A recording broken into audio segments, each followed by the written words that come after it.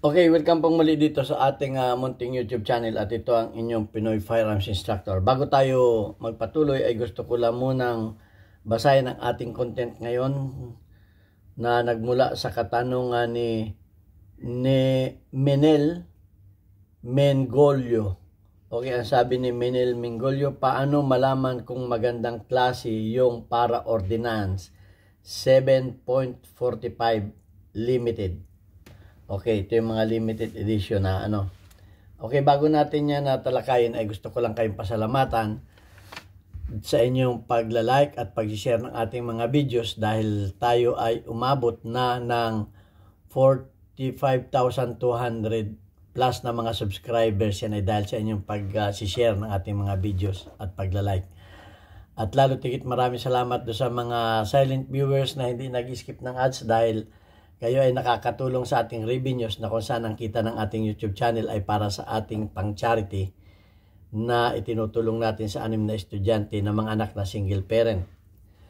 At lalo tigit maraming salamat kay Ado sa mga nagpadala dito sa GCash number. Sana may mga magpadala uli para may mga pambaon yung mga bata dahil kulang pa yung kita ng ating YouTube channel at gusto ko ring madagdagan pa yung 6 na mga bata. Ito talaga ang purpose ng aking YouTube channel. Kung wala akong charity works, wala akong YouTube channel. Kaya ito ay inilaan ko sa ating pagcha-charity dahil okay naman ang kinikita ko dito sa abroad. Ako ay 21 years na dito sa Mayadin Shooting Range bilang isang firearms instructor, gunsmith consultant. At wala na rin tayong pinapag-aral na anak. Kaya maraming salamat din kay Jobet Francisco ng Teresa Rizal. Yung padala mo ay natanggap na ng aking anak. Huwag po ninyong tawagan yung number na yan para kayo ay bumili ng kahit ano paman. Wala po kami binibinta. Tumatanggap lamang po siya ng inyong mga padala para maipaabot sa ating mga beneficiaries. Yan po ay aking anak. Yan po ang aking tresorera. Okay, lalo tigit maraming salamat kay Noli Peace America na patuloy na nagpapadala sa ating premiere videos. Malaki sir ang naitulong mo sa ating mga bata, lalo tigit yung mga binili natin ng mga school supplies ay nanggaling sa iyo at mga pambaon din nila. Okay, mabuhay ka sir, Noli Peace America. At sana marami pa tumulong sa atin. Gusto ko talagang lumaki yung ating pagcha-charity. Okay, at punta na tayo sa katanungan ni Menel Mengolio. Paano malaman kung magandang klase yung para ordinance 7.45 limited? Okay, tingnan muna natin kung saan nagmula yung para ordinance. Yung para ordinance ay founded in Canada noong 1985. At yan ay binasi sa model ng 1911. Okay, so at hindi ko lang alam kung paano sila nalipat sa sa Amerika. Kasi nalipat din sila sa Amerika at na-acquired ng Remington. Hindi ko na alam kung ano nangyari diyan, bakit nalipat sila sa Amerika. Hindi ko na rin alam kung ilang taon sila, kung anong taon sila nalipat doon at bakit sila na-acquired ng Remington. So yan ang istorya niyan. So ang katanungan ay paano natin malalaman ang 7.45 na model ng ano. Kasi ang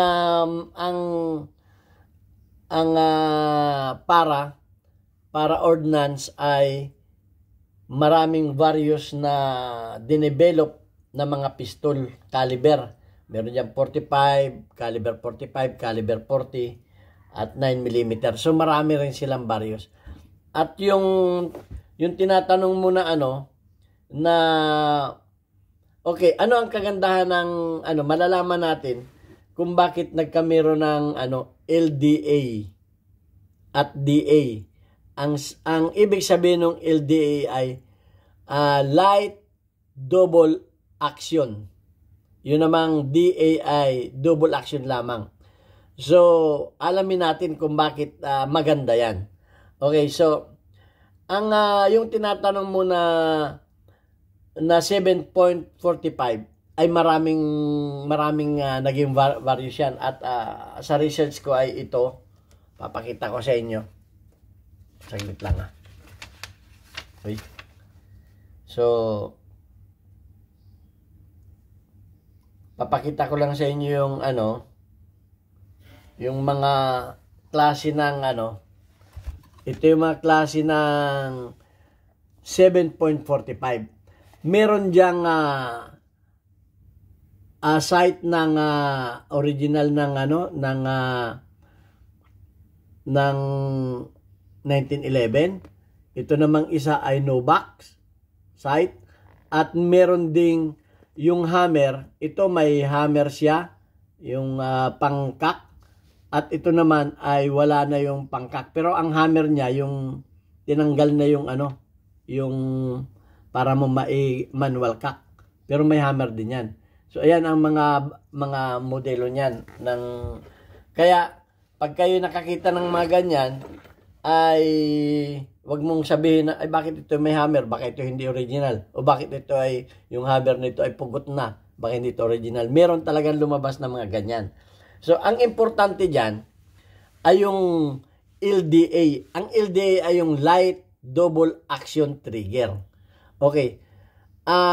Kasi nung mga naglabasan na yung mga, kasi ang original ng 1911 ay puro single action yan. Single action, hindi mo siya, papakita ko lang sa inyo ha. Ito, wala tayong para ordnance at wala din tayong 1911. So, ito yung, papakita ko lang sa inyo yung mga double action. Ito yung single action. Ikakasa mo, or i-up mo yung ano, ikakak mo ng manual, ito yung double action. Ito yung single action. Ito yung single action. Yan, single action yan. Ang double action ay yung nakababa ang hammer at iyong kakalabitin at yan ay puputok. So, may chamber load ka, hammer down, pero yan ay puputok. Pero yung LDA light, ibig sabihin malambot yung kanyang double action. Malambot. Alam niyo ba kung gaano kalambot? Parang standard lamang ng mga 1911 na 5 pounds o 5.5. Umaabot lamang siya ng 5.5 pounds hanggang 6 pounds. Ganong kalambot ang kanyang double action. Kaya napakaganda. Safe. Napaka-safe. Pwede kang mag-load, pwede kang mag-chamber load, i-hammer down mo, at iyong kalabitin. Ang kagandahan pa ng double action, may mga primer na hindi agad pumuputok. Sa unang kalabit mo, may mga ganyan. Hindi mo na kinakailangang ikak pa. Kalabitin mo uli, parang revolver. Pag hindi pumutok, kalabit ka uli. Para magising yung, meron kasing tulog na primer eh. Meron kami, hindi nawawala yan paminsan-minsan. Meron ganyan, tulog ang primer. Kailangan mong kalabitin uli para ano. Hindi mo na kinakailangang i-eject, tatalsik na yung bala, sayang na yun. Kakalabitin mo lang uli. At hindi mo na kinakailangang ikak manually para siya pumutok. Kakalabitin mo lang. At ganon kaganda ang 7.45 na para ordnance. At alam ba ninyo kung ito tinisting ko kung gaano katigas ang ano, ito ay umaabot ng 13 pounds to 14 pounds ang bigat nitong mga double action kamukha nito. Ito yung tinisting ko. Ari ko. Saglit lang ha. Ilalak ko lang itong alambre. Papakita ko sa inyo ang pagtesting lang. So, ang pagtesting ko nito kasi ay lalagyan ko siya dito ng yan, ganyan. Pagkatapos, para makita ko kung ilang pounds, i-on ko to. Sorry, ayun, nawala na palang battery. Okay. So, naano na ang battery nito. So, tinisting ko nito, siya ay nasa 14 pounds. Ang pagtesting ko ay ganito, inata ko lang ganyan. At makikita mo dyan kung ilang pounds yan. Pagka nakaganyan na, magre-record na dyan kung ilang pounds. So, ito ay nasa 13 to 14 pounds. So, ganyan. Yung yung mga double action na na ibang pistol ay talagang matigas ito. So, yun ang kaanuhan yan. Yan ang kagandahan. Kaya kung tinatanong mo, paano malaman na maganda? Kaya pag kayo ay nagkamero ng para-ordnance na matigas ang trigger sa double action, ay pagdudahan na ninyo na yan ay fake. O baka yan ay kung ano na ang ginawa dyan. Napakalambot ng double action yan. Yun ang isang kagandahan yan. At binasa ko yung mga niyan, yung mga forum. Sa forum, binasa ko yung mga ilang meron yan, yung mga nasa Amerika, ay wala naman silang issue. Ang issue lamang nila dyan ay kailangan ay dapat ay laging malinis. Kahit anong baril naman, agree ako dun. Kailangan laging malinis, lubricated. Dahil nga siguro dun sa double action niya. Okay, dahil pag madumi yan, siyempre, sasabit na yung double action yan. Okay, kahit ano naman baril, magmamalfunction na pag sobrang dumi na. So, ayan. At ang isa pa dyan ay sa issue ng magazine, walang problema. Ang problema, may isang nag-comment na ang naging problema niya ay yung magazine na extended. Avoid. Sabi niya, avoid daw yung mga magazine na extended. Okay, so yun ang sabi niya. At saka yung meron pang isang magazine na plastic pinky. Okay, yung ibang mga magazine na mga Wilson Combat, magagandang klaseng at saka marami pa, hindi ko na mabanggitin. Wala namang issue sa magazine. So, yung ganyang kaganda, dun lang sa extended at dun sa sinabi niya na plastic pinky na magazine. So, tinatanong kung, ang tanong niya, gaano kaganda? Paano malaman kung magandang klase ang para-ordnance? Yun. 75mm. At yan ay maraming klase rin na lumabas. May stainless, may black stainless, at maraming variation ang lumabas. Pero ang pinakang maganda dyan ay yung double action. Na napakalambot siya. Anyway, isang beses lang ako nakatesting pa niyan dahil wala kami niyan dito sa aming range. Isang beses lang ako nakatesting at nasubukan ko talaga na napakalambot ng double action yan. At para ka ring naka-single action. Ang problema lang ay mahaba ang travel. Siyempre, pag double action, medyo mahaba ang travel. Mahaba ang travel niya. At ang pakaganda pa niyan, yung reset niya ay pero ang reset niya ay napaka-igsi lang ng reset.